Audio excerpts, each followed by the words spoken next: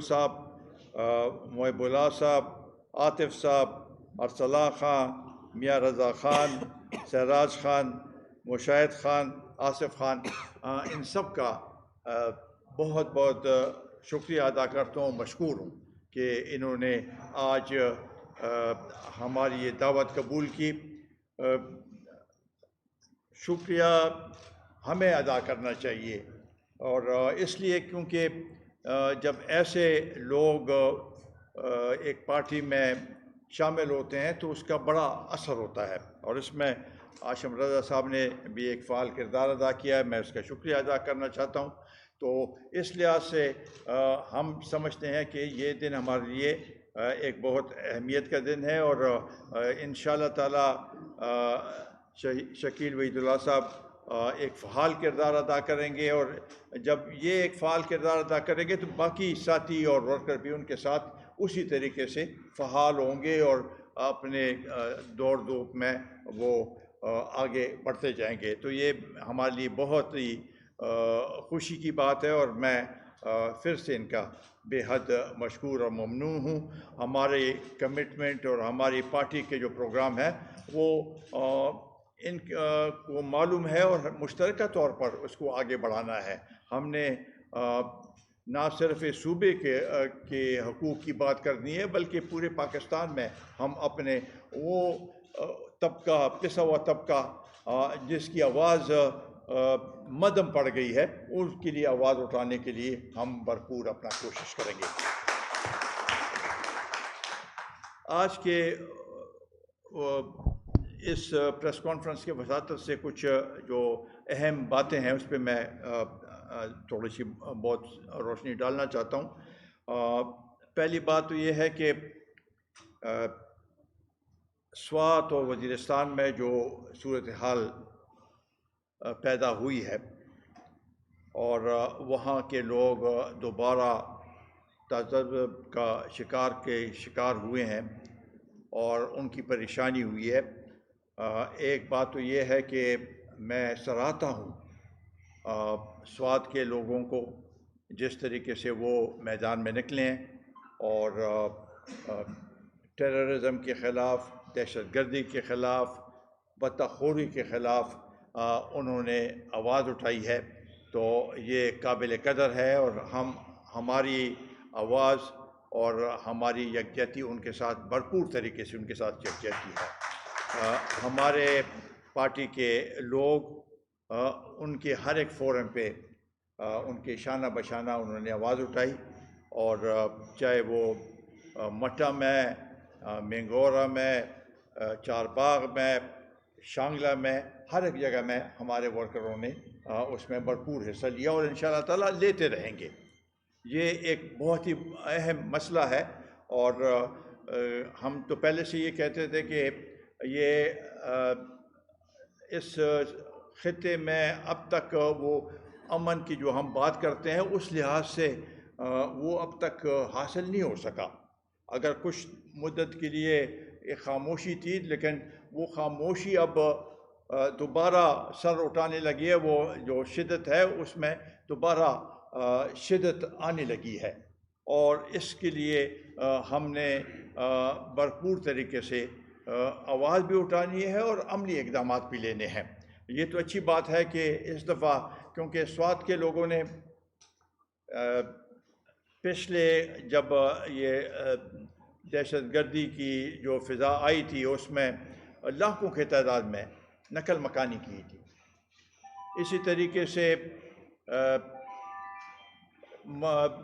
وزیرستان کے لوگوں نے بھی بہت لوگ لاکھوں کی تعداد میں انہوں نے بھی نقل مکانی کی، اور یہ سلسلہ اب تک جاری رہا ہے۔ بہت سے لوگ وزیرستان کے اب تک اپنے گھر منتقل نہیں ہوئے، تو یہ ہماری لمحہ فکر ہے، اور اس کے لیے جب تک ایک ایسا عمل کا اختیار نہ کیا جائے جو کہ اس کی روک تھام کے لیے اور اس کو مکمل طور پر ختم کرنے کے لیے ایک جامع منصوبے کی ضرورت ہے۔ نیشنل ایکشن پلان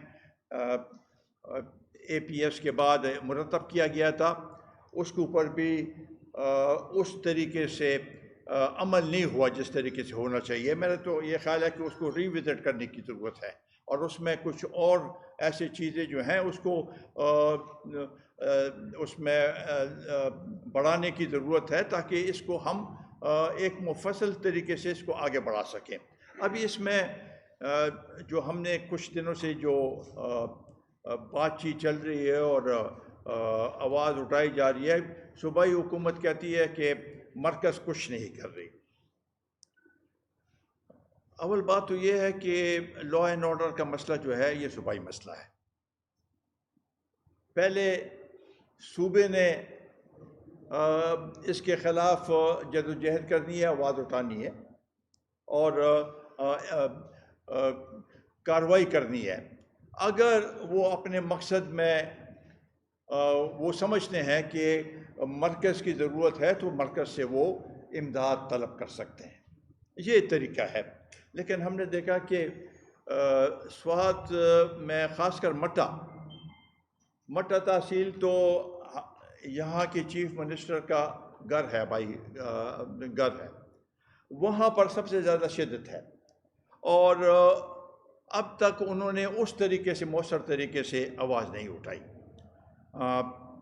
کل مرکزی سطح پر میٹنگ ہوئی ہے، بڑی ہائی لیول میٹنگ ہوئی ہے جس میں عسکری قیادت بھی تھی اور سول قیادت بھی اس میں موجود تھی اور یہاں کے آئی جی چیف سیکرٹری کو بھی بلایا گیا تھا، یہاں کے چیف منسٹر کو بھی بلایا گیا تھا. جب یہ کہتے ہیں کہ مرکز سے وہ ہے تو اس کو بلایا گیا تھا، لیکن افسوس کی بات ہے کہ وہ کیا نہیں. یہ ہمارے ابھی اس میں ایک رجحان پیدا ہو گیا ہے کہ اگر چیف منسٹر ہے تو وہ صوبے کا چیف منسٹر ہے. ٹھیک ہے، ایک پارٹی کے ساتھ ان کی وہ ہے ایفیلیشن ہے، لیکن اس وقت یہ مسئلہ صوبے کا مسئلہ ہے اور چاہیے تو یہ تھا کہ وہ اس صوبے کی وہاں پر نمائندگی کرتے، وہ صورتحال بتاتے، لیکن وہ گئے نہیں. عمران خان جو کہ ان کا لیڈر ہے اس صوبے میں، ان کی حکومت ہے، اس نے اب تک اس پہ کوئی ایسے رد عمل کا اظہار نہیں کیا، بلکہ الٹا مرکزی حکومت پہ انہوں نے سارا ملبہ مرکزی حکومت کو جو اس کی طورہ امتیاز ہے اور یہی طریقہ ہے کہ ملبہ کسی اور پہ ڈالو تو ملبہ ان پہ ڈال دیا کہ وہ کچھ نہیں کر رہے ہیں. یہ کیسے آ گئے ہیں یہ لوگ؟ کہتے ہیں یہ کیسے آ گئے ہیں یہ لوگ اور یہ کیا ہوا؟ تو اس لحاظ سے میرا خیال ہے کہ یہ بدقسمتی ہے اس صوبے کی. 9 سال یہاں پر انہوں نے حکومت کی اور اس مسئلے پہ اب تک وہ اس طریقے سے انہوں نے کوئی عملی اقدامات نہیں کیے. یہ نہیں کہ ان کے پاس فورس نہیں ہے. اب سوات ڈسٹرکٹ میں یہ آپ بہت سے لوگوں کو شاید پتہ بھی نہیں ہو، 16,000 پولیس ہیں. 16,000. پہلے جب یہ پچھلی دفعہ ہوتے اس وقت 2,500-3,000 کی تھی، یہ انہوں نے 16,000 تک پہنچا دیا اور وہ تیار ہیں اس کے لیے، لیکن ان کو کسی نے احکامات دینے ہیں، وہ نہیں ہوا. تو یہ ایک مسئلہ ہے. اس کے ساتھ یہ دونوں ایک دوسرا مسئلہ سیلاب کا ہے. ملک میں پورے ملک میں سیلاب آیا اور اس سے جو نقصان ہوئے، تباہ کاری ہوئی ہے، ہماری دلی ہمدردی ہے ان سب لوگوں کے ساتھ جو اس میں جاں بحق ہوئے، شہید ہوئے، جن کے گھر تباہ ہوئے ہیں، پورے علاقہ تباہ ہوا ہے. سندھ اب تک ایک سمندر کا سما اس میں ہے. اسی طریقے سے بلوچستان میں بھی، اس صوبے میں بھی بہت سے علاقے نقصانات بہت سے علاقوں میں ہوئے ہیں، چاہے وہ سوات ہے، چارسدہ ہے، شانگلہ ہے، خصوصاً کوہستان، اس طرف ٹی اے خان، ٹانک وغیرہ، ان سب نوشہرہ، ان سب علاقوں میں نقصان ہوا ہے. تو اس کے لیے ہم سب فکر مند ہیں. اس میں بھی جس طریقے سے صوبائی حکومت کو ایک کارکردگی دکھانی چاہیے تھی وہ نہیں دکھائی۔ عمران خان صاحب تو میرا خیال ہے کہ 400 میں چونکہ الیکشن تھے اور الیکشن اس کے لیے جلسے کے لیے آئے تو 2 منٹ کے لیے کیمپ میں گئے اور 2 منٹ ادھر حاضری دی، وہ کیمپ ختم ہو گیا تھا، اس میں کوئی لوگ نہیں تھے، اس میں ایڈمنسٹریشن نے 2-4 لوگوں کو ادھر ٹینٹ میں بٹھا دیا تھا تاکہ یہ ان سے ایک فوٹو سیشن کرے۔ تو یہ آپ دیکھیں کہ کیا صورت ہے۔ اس میں تھوڑی سی آپ کی وساطت سے بات ذرا میں نے لمبی کر دی ہے، معافی چاہتا ہوں۔ این ڈی ایم اے کا رول ہم چاہتے ہیں کہ این ڈی ایم اے کو ایک جامع منصوبہ بندی کی ضرورت ہے۔ یہاں پر اگر جو نقصانات ہوئے ہیں تو جہاں پر ورلڈ فوڈ پروگرام وہ مدد کرنا چاہتے ہیں، اور ان کے ساتھ این ڈی ایم اے کو چاہیے کہ وہ سب ڈسٹرکٹس کی نشاندہی کرے۔ ابھی اس صوبے میں 2 ڈسٹرکٹس کی انہوں نے نشاندہی کی ہے جنوبی اضلاع میں، وہ بھی ہم چاہتے ہیں بالکل صحیح ہے، لیکن باقی جو ڈسٹرکٹس ہیں ان کی بھی نشاندہی کرنی چاہیے تاکہ ورلڈ فوڈ پروگرام کی طرف سے یہاں پر مل سکے۔ دوسری بات، سندھ اور بلوچستان میں زیادہ نقصان ہوا ہے، بالکل ہمارے بھائی ہیں ان کے ساتھ زیادہ کریں، لیکن ہمارے لوگوں کے ساتھ بھی یہاں پر غربت زیادہ ہے، یہاں پر اسٹرکچرل نقصانات ہوئے ہیں، تو این ڈی ایم اے کو ایک جامع طریقے سے ایک رول ادا کرنے کی ضرورت ہے۔ جہاں یہ 2 مسئلے اگر جواب آپ سامنے رکھیں، اور پھر عمران خان کی اسلام آباد پہ حملہ بولنا، حملہ کرنا، تو کیا یہ جائز بنتا ہے کہ یہ آپ کے صوبے میں یہاں پر دہشت گردی نے بھی سر اٹھائی ہے اور ساتھ سیلاب بھی ہے، آپ اس کو چھوڑ کے پورے ملک میں سیلاب ہے، اس کو چھوڑ کے آپ اسلام آباد پہ حملہ کر رہے ہیں، کیا یہ جائز بنتا ہے؟ سیاست ایسی ہوتی ہے؟ ایسے سیاست تو میں نے نہیں دیکھی کبھی کہ ہم اپنے ان مسئلوں کو پس پشت چھوڑ دیں اور ایسے اس کی طرف، ایسے حالات میں تو پوری قوم اکٹھی ہو جاتی ہے، چاہے وہ دہشت گردی کی بات ہے، سیلاب کی بات ہے، اس کے لیے سب قوم نے اکٹھے ہو کے اس کا مقابلہ کرنا ہے۔ جب تک پورا ملک اکٹھے نہیں ہوگا یہ مسئلہ اس لحاظ سے حل نہیں ہوگا۔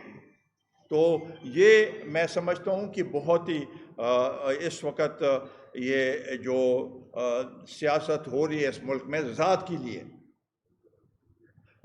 لیے، ملک کے لیے نہیں، قوم کے لیے نہیں، اپنے مفادات کے لیے، یہ سیاست شاید تھوڑی دیر چل سکے لیکن زیادہ وقت یہ ایسی سیاست نہیں چلے گی۔ اس لیے میں سمجھتا ہوں کہ قوم کو بیدار کرنا، قوم کو روشناس کرنا کہ ہم نے اس ملک کو اپنے پاؤں پہ کھڑا کرنا ہے، اور اس صوبے کی جو مشکلات ہیں اس کو سامنے رکھ کے ہم نے سیاست کرنی ہے۔ یہ نہیں کہ ہم اپنے اس کے لیے سیاست کریں اور گالی گلوچ کا جو سلسلہ شروع ہے، یہ میرا خیال ہے ہمارے روایات کے بالکل خلاف ہے۔ جو کچھ ہو رہا ہے ہمارے روایات کے خلاف ہے، تو اس لیے یہ میں اس کو سمجھتا ہوں کہ یہ بدقسمتی ہے اس قوم کی۔ جہاں عمران خان نے ابھی جو نئی بات روزانہ، جب ووٹ آف نو کانفیڈنس ہوا تو اس کے بعد اس سے پہلے انہوں نے کہا کہ سازش ہوئی ہے میرے خلاف۔ وہ سازش تو ایک کاغذ اٹھا کے انہوں نے کہا کہ میرے خلاف سازش ہوئی ہے، حالانکہ اس کے بعد جو قومی سلامتی کی جو کمیٹی ہے انہوں نے 2 میٹنگز کی، ایک اس کے وقت میں، اس کے بعد میں، انہوں نے کہا کہ کوئی ایسے نہیں ہوئی۔ سپریم کورٹ نے کہہ دیا کہ کوئی اس میں ہمیں کچھ نظر نہیں آیا، لیکن یہی چلتا رہا اس کا کہ بھئی میرے خلاف سازش ہوئی ہے۔ اب ان کے اپنے صدر نے کہا کہ مجھے اس میں سازش نظر نہیں آتی، اور ساتھ یہ بھی بات کہی کہ ووٹ آف نو کانفیڈنس کے بعد عمران خان حواس باختہ ہو گئے ہیں، فرسٹریٹڈ ہو گئے ہیں، اور ان کے جو بیانات ہیں اس کا وہ خود جواب دیں۔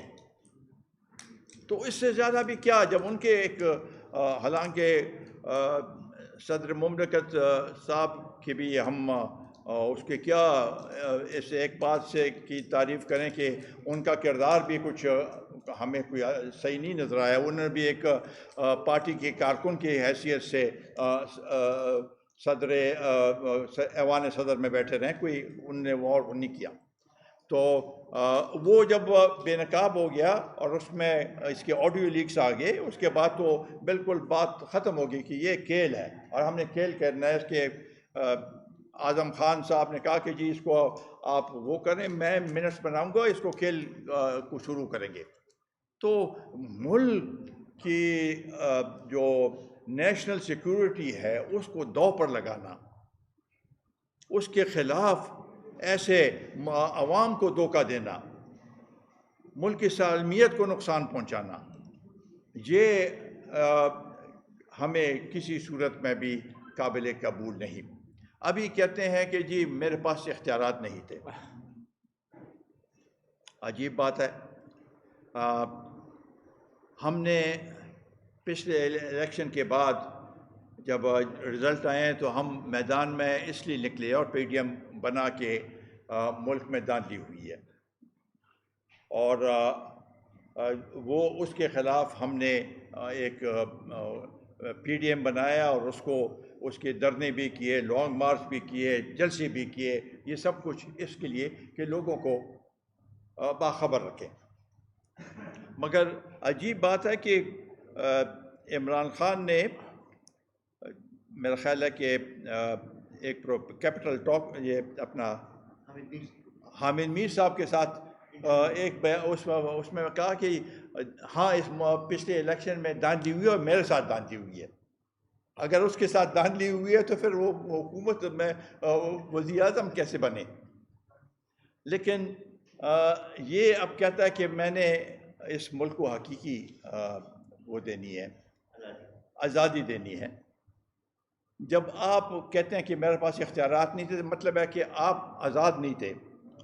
جب آپ خود آزاد نہیں تھے تو اپنے ملک کو کیا آزادی دینی ہے؟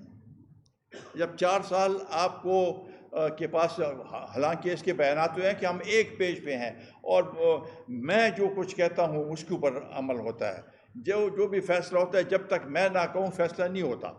آج کہتے ہیں کہ میرے پاس اختیارات نہیں تھے، اور کہتے ہیں کہ یہ آخری 4 مہینوں میں اسٹیبلشمنٹ مجھ سے الگ ہو گئی تھی. اسٹیبلشمنٹ بھی الگ ہو گئی تھی اور نیب بھی.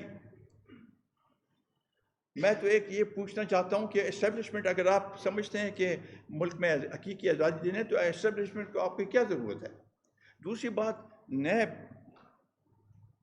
کہتا ہے مجھے میرے اختیارات نہیں تھے. نیب تو ایک آزاد ادارہ ہے.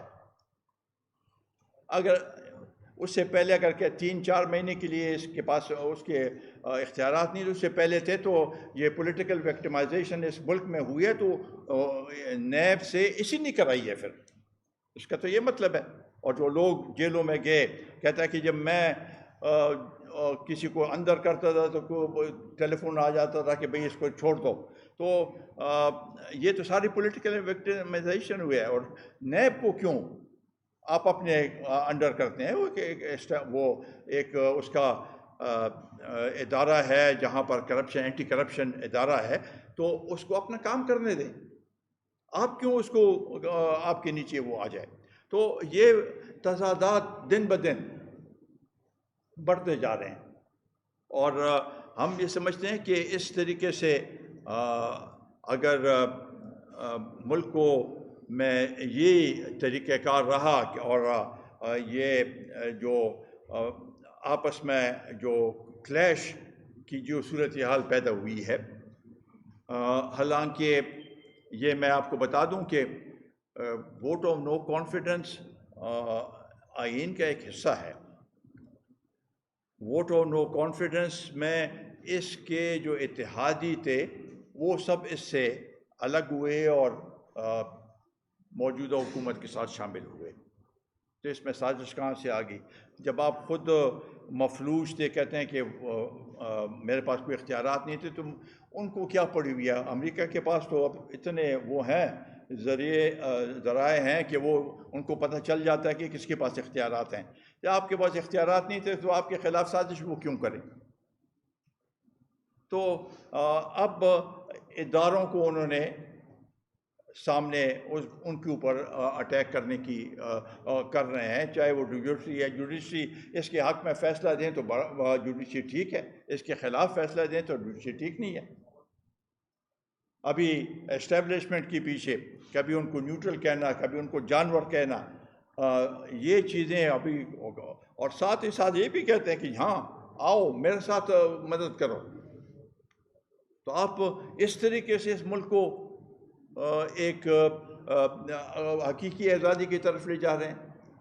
کہتے ہیں کہ جی میں میرا خیال ہے 40 45 50 جلسے اس نے کیے ہوں گے، ایک میں بھی اس نے اپنی کارکردگی نہیں بتائی کہ اس نے 4 سالوں میں کیا کیا.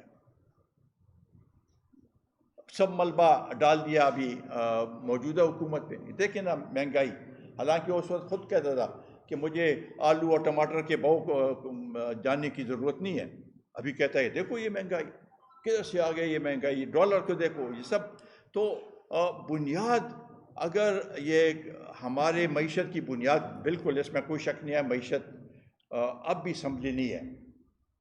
لیکن اس کے وقت میں جب اس نے آئی ایم ایف کا معاہدہ توڑ دیا، پہلے کیا مشکل، اس میں ایسے معاہدہ کیا کہ خراب شرائط پہ، اور اس کے بعد جب توڑ دیا تو اس کے بعد تو آئی ایم ایف نے دوبارہ اس کے ساتھ معاہدہ نہیں کرنا تھا.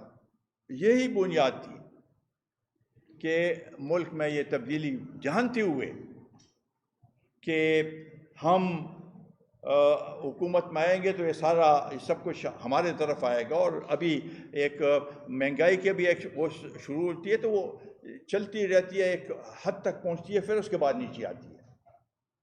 بڑے بمشکل آئی ایم ایف کے ساتھ معاہدہ ہوا، اور اب جب تک استحکام نہیں آئے گا اس میں وقت لگے گا، تو تب جا کے یہ کمی شروع ہوگی.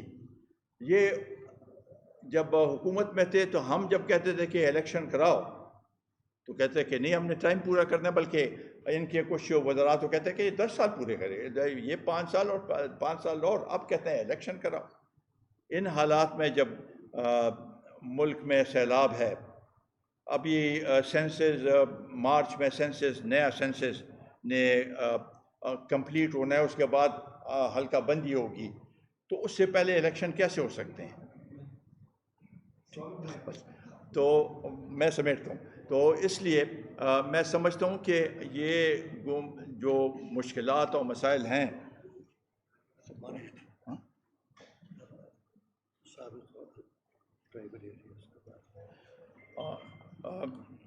بابر صاحب نے بھی نشاندہی کی، میرے ذہن میں تھا کہ جو ایکس فاٹا ڈسٹرکٹس ہیں ان کی صورتحال دن بدن خراب ہوتی جا رہی ہے، اور اس میں جو وعدے کیے گئے تھے وہ وعدے نہیں پورے ہو رہے. جو یہ تو کہتے ہیں کہ مرکز سے پیسے نہیں آئے، جو پیسے آئے بھی وہ انہوں نے اور جگہوں پہ خرچ کیے. تو ہمارا یہ مطالبہ ہے کہ ایکس فاٹا ڈسٹرکٹس کے لیے جو پیسے آتے ہیں وہ اس کے لیے ایک الگ ہیڈ بنایا جائے، الگ اکاؤنٹ بنائی جائے، تاکہ اس میں وہ پیسے ہو اور وہ اور کہیں خرچ نہ ہو. تو تب جا کے یہ سلسلہ بہتر ہوگا، اور اس کے لیے ہماری یہ جدوجہد ہوگی کہ وہ پیسہ وہاں پر لگے، اور ہمارے ان کے ساتھ مکمل ہمدردیاں ہیں. تو اس کے ساتھ سوری میں نے بہت ٹائم لے لیا، میں سب کا مشکور ہوں. جی سب سے پہلے تو شریف اللہ خان اور ان کے ساتھی کو قومی وطن پارٹی میں شمولیت پر مبارکباد پیش کرتے ہیں. شیخ صاحب، آپ نے بڑی تفصیل سے گفتگو کی، خاص کر یہ جو ابھی مالکن میں یہ سارے سوات میں شانگلہ میں وہاں پہ لوگ اٹھ رہے ہیں، تو اس پہ کوئی ہمیں لگ رہا ہے کہ بڑی کنفیوژن ہے. یعنی ایک تو کوئی ذمہ داری لینے کے لیے تیار نہیں ہے کہ جو کچھ ہوا، یعنی یہاں پہ دفتر کے حالات نہیں تھے، کافی امن آ گیا تھا. پھر یہ جب مذاکرات شروع ہوئے تو اس دوران کافی سارے لوگ جو ہے وہ افغانستان سے آئے، مالکن میں دیکھے گئے، سوات میں مسلح افراد، پھر وہ ادریس خان پہ حملہ ہوا، اس کے بعد ابھی یہ 2 ستمبر سے TTP نے اپنے حملے شروع کیے ہیں. وہ یہ تو کہہ رہے ہیں کہ جو جنگ بندی وہ برقرار ہے، لیکن وہ اپنے حملے کر رہے ہیں، ذمہ داری باقاعدہ قبول کر رہے ہیں.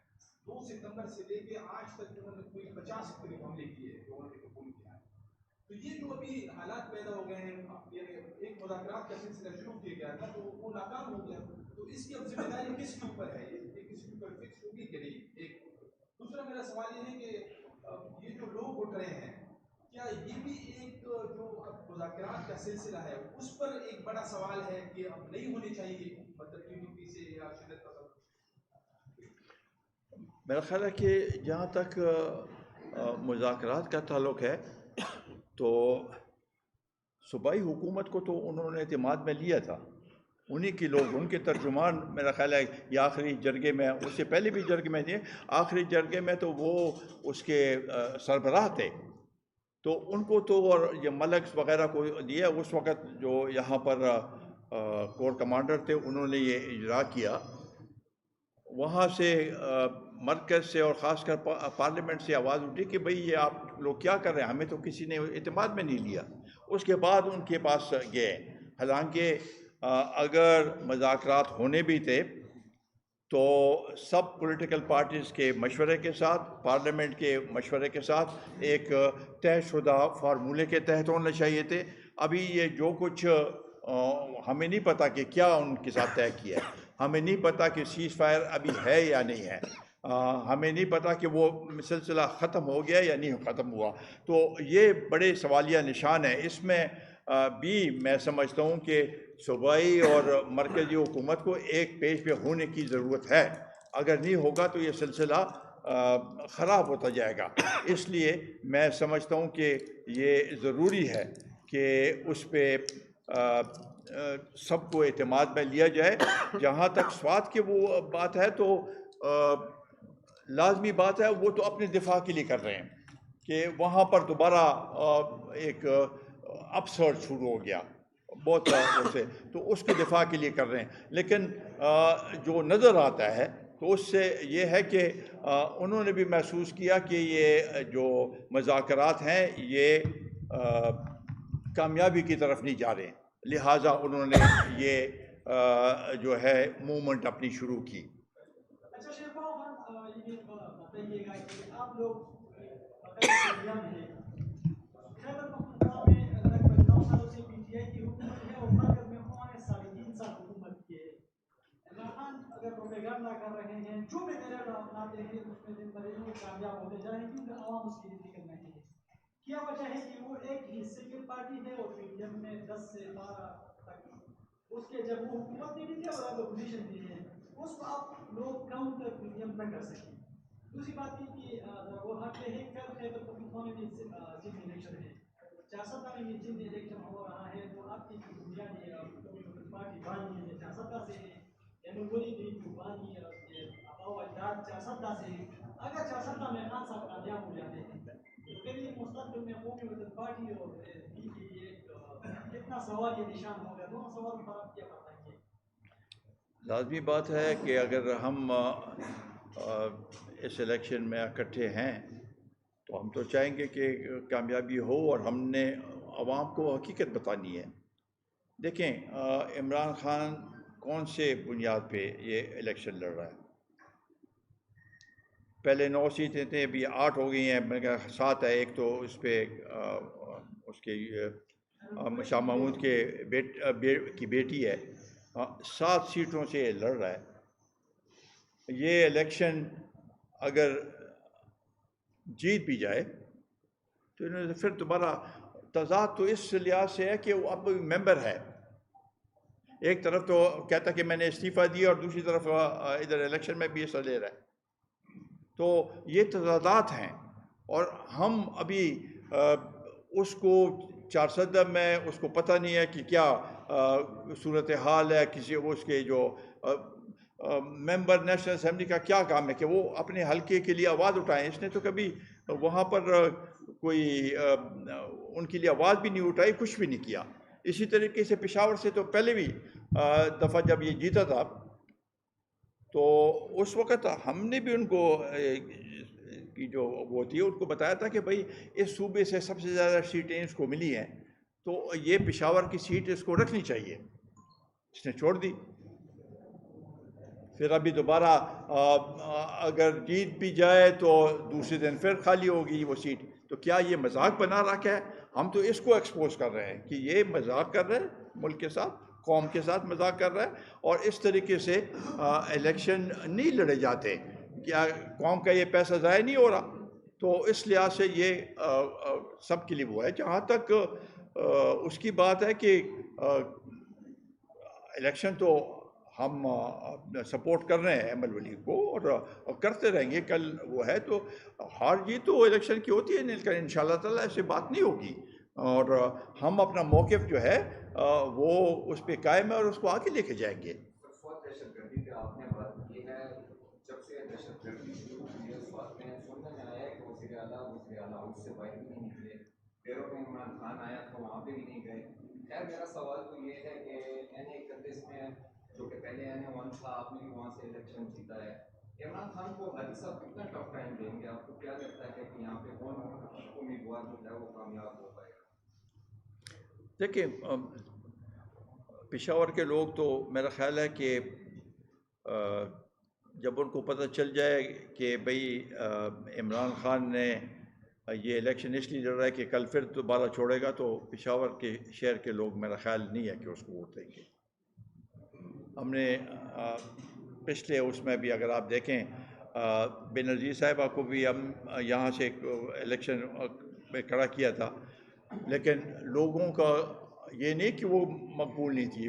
پیپلز پارٹی سب سے بڑی پارٹی تھی آج کی, لیکن لوگوں نے کہا کہ جی کل جب یہ سیٹ دوبارہ انہوں نے چھوڑنی ہے تو ہمارے لیے ذرا مشکل ہو جاتا ہے, تو اس وجہ سے وہ ہوا. تو میرا خیال ہے کہ حاجی غلام بلور کی خدمات ہیں پشاور کے لیے.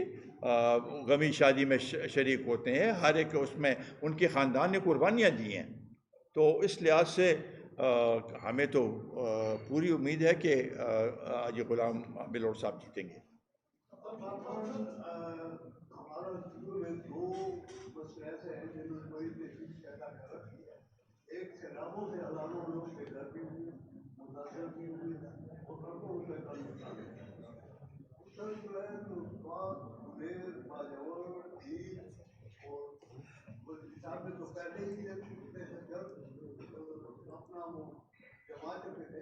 اب یہاں پہاڑوں پر انہوں نے باقاعدہ اپنے اڈے بنائے. ایسے حالات میں صوبائی حکومت کی فرسٹ پریارٹی یہ ہونا چاہیے کہ صوبے میں امن کیسے قائم ہو اور متاثرین کو کس طرح باہر کیا جائے. لیکن ہماری حکومت ان سب چیزوں کو چھوڑ کر وہ ڈھگوں اور لانگ مارچ کے لیے لگی ہوئی ہے, اور صوبے کے وسائل صوبے کے عوام پر خرچ کرنے کی بجائے دھرنوں اور اعلان کی انتخابی مہم پر خرچ کیے جا رہے ہیں. اس بات بالکل صحیح بات کی آپ نے. ہیلی کاپٹر یہاں کا استعمال ہو رہا ہے. یہاں میرا خیال ہے 40 دن تک وہ بیٹھے رہے, اور روزانہ دمبے وغیرہ یہ تو وہ صوبائی حکومت کے روزانہ دمبے حلال ہوتے رہیں اور ادھر وہ کھاتے رہیں. تو اس صوبے کی ترجیحات ہمیں نہیں معلوم.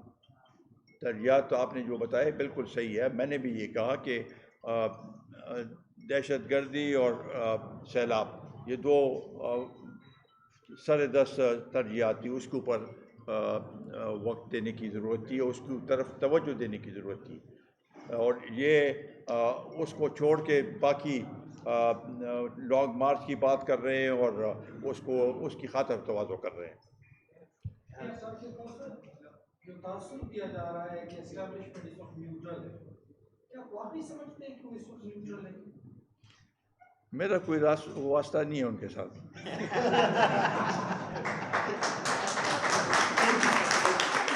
میں آخر میں دوبارہ شکیل صاحب ان کے ساتھیوں کا تہ دل سے شکر گزار ہوں کہ انہوں نے ہمارے ساتھ شمولیت کی اور ہمیں یہ عزت بخشی. بہت بہت شکریہ.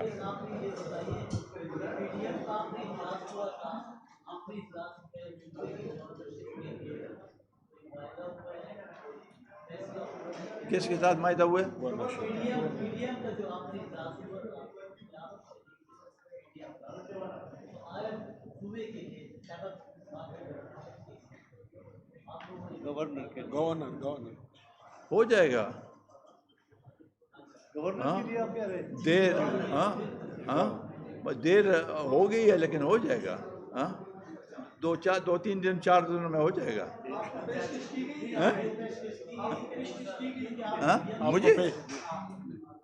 مجھے کیوں کہ نہیں ایسی بات نہیں ہے، اور نہ ہم نے کوئی عہدہ لینے کی خواہش ظاہر کی، کیونکہ اتنے پہلے سے باتر کی وہ ہے کیبنٹ ہے، تو اس میں کیا اور اضافہ کرنا کوئی ہمیں مناسب. ہم سمجھتے ہیں کہ ہم نے عوام کی خدمت کرنی ہے، یہاں کی جو مہنگائی ہے اس کے اوپر آواز اٹھانی ہے، لوڈ شیڈنگ ہے، یہ سب چیزیں ہیں. اس کے لیے ہم اپنا بھرپور ایک کردار ادا کریں گے، عوام کے ساتھ رہیں گے.